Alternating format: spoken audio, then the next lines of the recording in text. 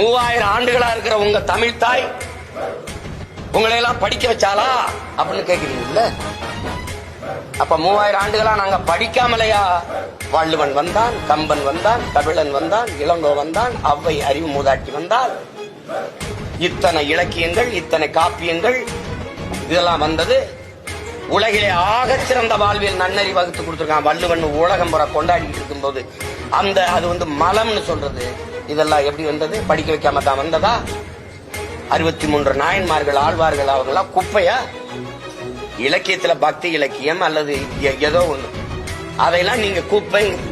வள்ளுவன் ஒரு முட்டாப்பைய, கம்பன் ஒரு முட்டாப்பைய, அவன் ஒரு எதிரி, இளங்க ஒரு எதிரி, இதெல்லாம் எதிரிங்கிறீங்க. படிக்கவே இல்லைங்கிறீங்க. நாங்க கல்வி சிறந்த தமிழ்நாடு, புகழ் கம்பன் பிறந்த தமிழ்நாடுங்கிற பாரு.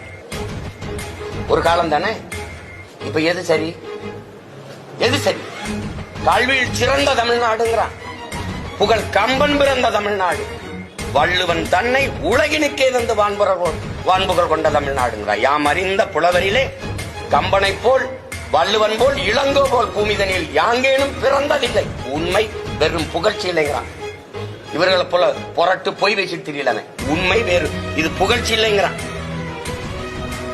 நீங்க முட்டாள், ஒண்ணுமே படிக்கல, அவன் முட்டாள். திருக்குறள் திருவள்ளுவர் முட்டாள் அப்படின்னா நீங்க யாரு?